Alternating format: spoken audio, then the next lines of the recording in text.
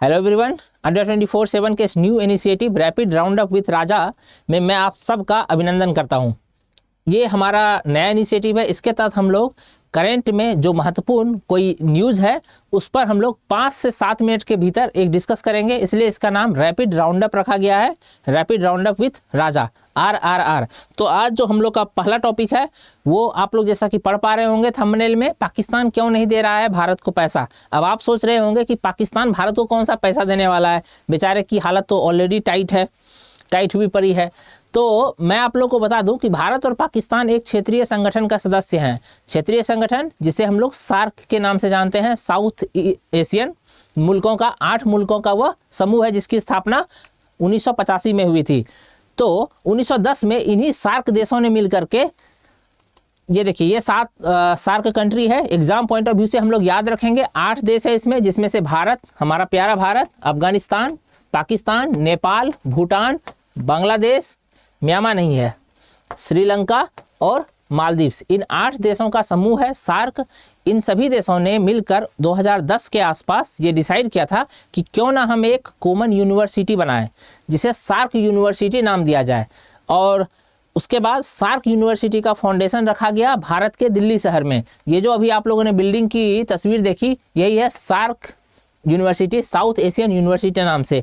South Asian university नाम है इसका, बट सार्क यूनिवर्सिटी पॉपुलरली इसे कह दिया जाता है। ये खूबसूरत सी बिल्डिंग दरअसल सार्क यूनिवर्सिटी की ही बिल्डिंग है। तो डिसाइड ये हुआ था कि एक इंस्टीट्यूट बनाते हैं, यूनिवर्सिटी बनाते हैं, जिसमें सभी 8 देशों के विद्यार्थी आकर के अध्ययन करेंगे, एक साथ पढ़ेंगे, साथ में जो क्रॉस कल्चरल जो दूरियां हैं वो कम होंगी, कल्चरल दूरियां कम होंगी, और एक साथ हम लोग ज्ञान का आदान प्रदान कर पाएंगे, एक दूसरे को बेहतर समझ पाएंगे। इसी सार्क प्लेटफॉर्म ने ये संकल्पना किया था। और मोटो क्या रखा गया था इस यूनिवर्सिटी का? मोटो रखा गया था, एग्जाम पॉइंट ऑफ व्यू से महत्वपूर्ण हो सकता है, नॉलेज विदाउट बॉर्डर। तो नॉलेज विदाउट बॉर्डर के संकल्प के साथ यूनिवर्सिटी इसकी स्थापना की गई थी। यहाँ देखिए, नॉलेज विदाउट बॉर्डर। लेकिन प्रॉब्लम यह है कि इस यूनिवर्सिटी को रन करने के लिए चाहिए पैसा। भारत के दिल्ली शहर में स्थापित है, इसमें सभी 8 देशों के विद्यार्थी पढ़ेंगे, पर यहाँ फैकल्टी को फी देना हो या विद्यार्थियों को जो सुविधाएं हैं वो सुविधाएं देना हो, ठीक है। बाकी एक इंस्टीट्यूट को रन करने के लिए, एक संस्था को रन करने के लिए जो पैसा चाहिए होता है वो तो चाहिए ही होता है। तो सभी देशों ने मिलकर डिसाइड किया कि भारत इसमें कंट्रीब्यूट करेगा 57%, लगभग 57.49 है, उतना मायने नहीं था, बट 57-58% के आसपास, 57.5 के आसपास भारत का तय किया गया हिस्सा। उसके बाद पाकिस्तान और बांग्लादेश के लिए किया गया, पाकिस्तान उसमें लगभग 13% देगा, 12.98% देगा, और बांग्लादेश लगभग 8.20% देगा। उसके बाद इसी के अकॉर्डिंग अफगानिस्तान, भूटान और मालदीव का तय किया गया लगभग 4%, श्रीलंका का किया गया और नेपाल का किया गया अभी लगभग 5%। तो सॉरी, लेकिन बात यह है कि पाकिस्तान ने स्टार्टिंग से, शुरुआत में तो पाकिस्तान ने पैसे दिए, लेकिन पाकिस्तान की आर्थिक स्थिति आप लोग को पता है कि अच्छी नहीं है। तो पाकिस्तान ने शुरुआत से ही क्या किया, इग्नोर किया सार्क यूनिवर्सिटी को पैसा देने से। सॉरी, तो हुआ ये कि देखा देखी बाकी देशों ने भी, नेपाल ने भी, बांग्लादेश ने भी इग्नोर करना शुरू कर दिया। तो हुआ ये कि सारा बर्डन भारत पर आ गया।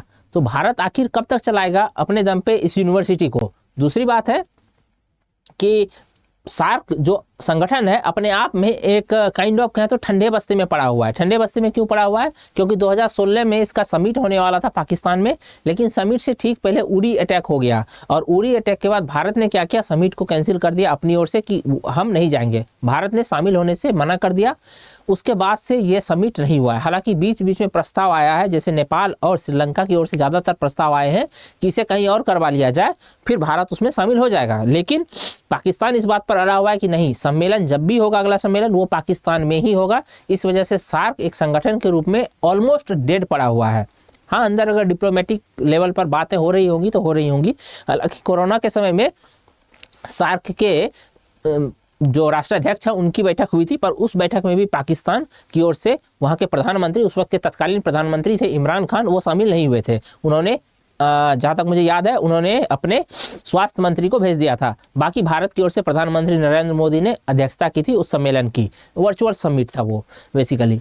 तो आप लोग इससे समझ पाएंगे कि भारत ऑलरेडी लगभग आधे से ज़्यादा, लगभग 58% शेयर अपना पे कर रहा है, लेकिन बाकी देश, एक सिस्टम होता है, उसी सिस्टम के तहत कोई ऑर्गेनाइजेशन काम करता है, लेकिन पाकिस्तान क्या हुआ कि इस सिस्टम को प्रॉपर फॉलो नहीं कर रहा है। इस वजह से जो सार्क यूनिवर्सिटी है लगभग शटडाउन होने के कगार पर आ गया है।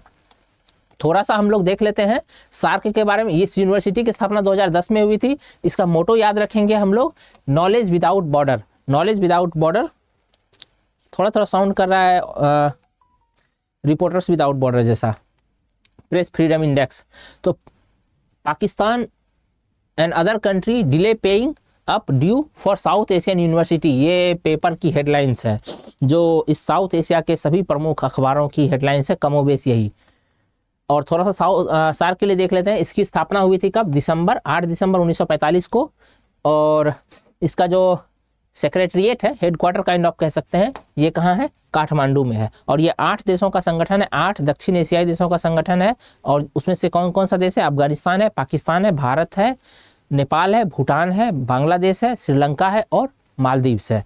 तो 8 देश का नाम याद रखेंगे। सार्क यूनिवर्सिटी 2010 में स्थापित हुआ था। सार्क की स्थापना 8 दिसंबर 1985 को हुई थी। 8 साउथ एशियन कंट्री का ये क्या है? एक संगठन है। तो फिलहाल के लिए ये एक न्यूज़ था और आज से हम लोग का ये रैपिड राउंड अप शुरू हो रहा है और मैं कोशिश करूँगा कि पर डे कम से कम एक न्यूज़ आप लोग के सामने लेकर के आऊँ। और मिलते हैं फिर कल या नेक्स्ट किसी और मुद्दे को लेकर के।